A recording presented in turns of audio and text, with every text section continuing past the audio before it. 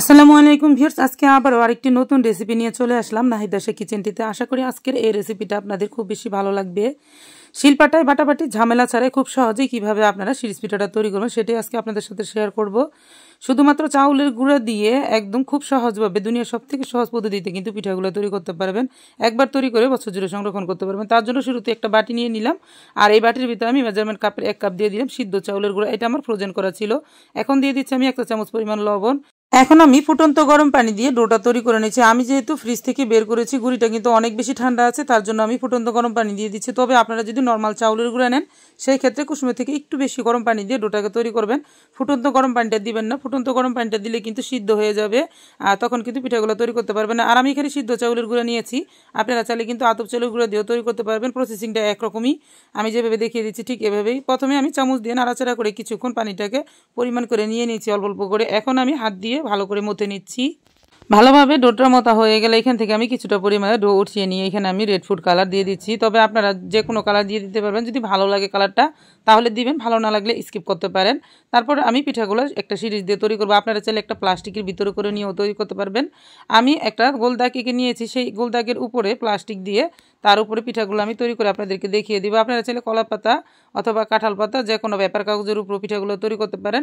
আবার সিরিজে না ভরে কিন্তু আপনারা পোলাও চাউলের প্যাকেটের ভিতরে ভরেও কিন্তু একটা কোণে ছিদ্র করে সেটি দিয়েও পিঠাগুলো খুব সহজে তৈরি করতে পারেন। সেই ব্যাপারেও আমার ভিডিও আপলোড করা আছে, আপনারা চাইলে সেটাও দেখে নিয়ে আসতে পারেন। আর এখন আমি কালারটা খুব ভালো করে মিশিয়ে নিচ্ছি, তারপর আমি পিঠাগুলো আপনাদেরকে তৈরি করে দেখিয়ে দিচ্ছি। আর প্রিয় দর্শক, এখন কিন্তু রমজান মাস, আপনারা যদি চাউলের গুঁড়া তৈরি করে ফ্রিজে ফ্রোজেন করে রাখেন তাহলে কিন্তু খুব সহজে এই পিঠাগুলো তৈরি করতে পারবেন। যখনই সময় পাবেন তখনই কিন্তু অল্প অল্প তৈরি করে সংরক্ষণ করে রাখতে পারবেন। আর এগুলো কিন্তু ঈদের দিন সকালবেলা সেমাইয়ের সাথে খুবই ভালো লাগে ভেজে খেলে। আর বিভিন্ন সময়ের সাথে কিন্তু এগুলো খাওয়া যায়, এমনিতেও খাওয়া যায়, আর মিঠাই দিয়ে যদি শিরা করে দিয়ে নিয়ে রেখে দেওয়া যায় সেটাও কিন্তু অনেক বেশি ভালো লাগে। আমরা কিন্তু ছোট থেকেই এই পিঠাটা খেয়ে অনেক বেশি অভ্যস্ত, আর বেশিরভাগই আমরা তৈরি করতাম বিয়ের সময় আর হচ্ছে কি এরকম ঈদের সময়।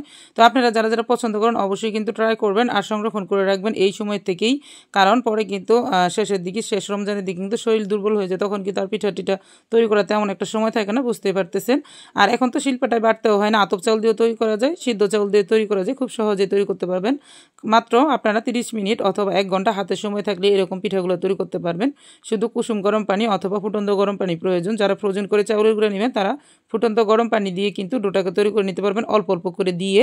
আর যারা নাকি নর্মাল চাউলের গুঁড়া নেবেন তারা কিন্তু কুসুমের থেকেও বেশি গরম পানি দিয়ে ডোটাকে তৈরি করে নেবেন, খুব সহজে কিন্তু তৈরি করা যাবে। আর আমি সবসময় কিন্তু শিরিষ পিঠার ভিডিওগুলো আপলোড করেই থাকি, আপনারা দেখতেই পারবেন। প্রতিটা ভিডিওতে কিন্তু আমি আপনাদেরকে খুব ভালো করে বুঝিয়ে দিই। তারপরেও যদি আপনার বুঝতে কোনো সমস্যা হয় বা আপনাদের বুঝতে কোনো সমস্যা হয় তাহলে কিন্তু অবশ্যই কমেন্ট করবেন, কমেন্টের মাধ্যমে আমি আপনাদেরকে উত্তর দেওয়ার চেষ্টা করব। আর সবসময় আপনারা কিন্তু ভালো ভালো কমেন্ট করে আমাকে উৎসাহিত করতেছেন, তার জন্য আপনাদের সবাইকে জানাই অসংখ্য ধন্যবাদ। তো এখন আমি পিঠাগুলো তৈরি করে নিচ্ছি, তারপর আমি এই পিঠাগুলো তৈরি করে ভাপ দিয়ে নেব।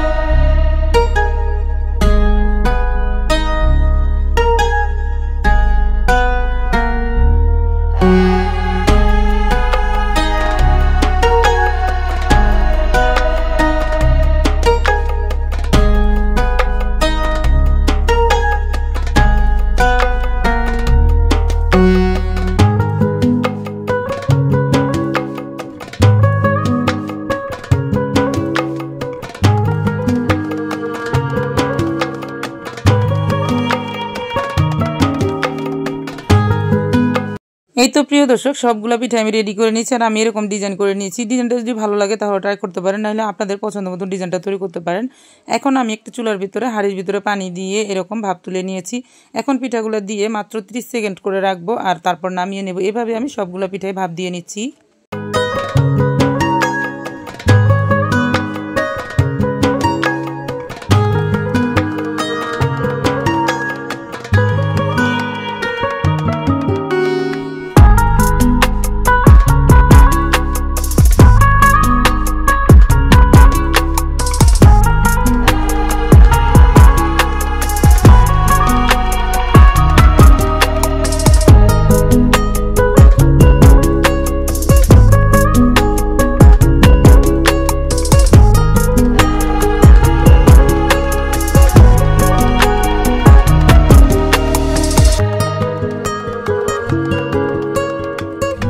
সবগুলো পিঠাই কিন্তু আমার ভাপ দিয়ে নেওয়া হয়ে গেছে, দেখতে পাচ্ছেন। এগুলো কিন্তু আমি ছাড়িয়ে নিয়ে নিই, এখন ছাড়িয়ে নিচ্ছি, আপনাদেরকে দেখিয়ে দিব দেখে।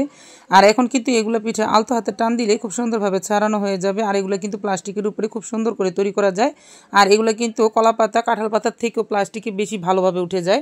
আর একই প্লাস্টিক কিন্তু আপনারা বারবার ব্যবহার করতে পারবেন শুধু মুছে মুছে রেখে দিলে। আর দেখতে পাচ্ছেন খুব সহজেই কিন্তু উঠিয়ে নিলাম। এভাবে সবগুলো আমি ছাড়িয়ে রোদ্রে শুকিয়ে নিচ্ছি।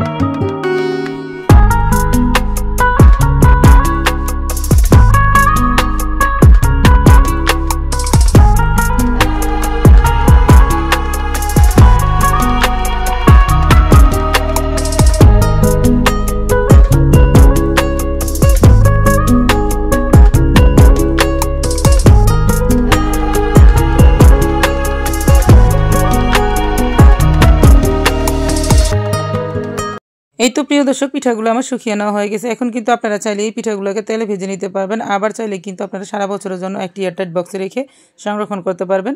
তবে কিন্তু আমি আজকে আপনাদেরকে ভেজে দেখিয়ে দেবো না, আমি এগুলো ঈদের জন্য সংরক্ষণ করতেছি, সামনে ঈদ তার জন্য। আর এগুলো কিন্তু ঈদের সময় আমার পরিবারের সবাই অনেক বেশি পছন্দ করে, যারা আত্মীয় স্বজন আছে তারাও সবাইকে দিয়ে তারপরে আমি অল্প করে রেখে দেবো নিজের জন্যই। এর জন্য কিন্তু আজকে ভেজে দেখিয়ে দিচ্ছি না, আগের ভিডিওতে আমি অসংখ্যবার ভেজে ভেজে দেখিয়ে দিয়েছি। এগুলো কিন্তু ভেজে আপনারা গরম গরম চিনি ছিটিয়ে দিয়ে অথবা মিঠে শিরা করে ছিটিয়ে দিয়ে খেতে পারেন।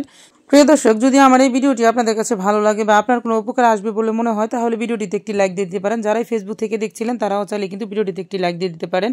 তবে আজ এই পর্যন্ত, আরও একদিন চলে আসবো নতুন কোনো রেসিপি নিয়ে ইনশাআল্লাহ। ততক্ষণ পর্যন্ত সকলে ভালো থাকবেন। সকলকে জানাই অসংখ্য ধন্যবাদ। আল্লাহ হাফেজ।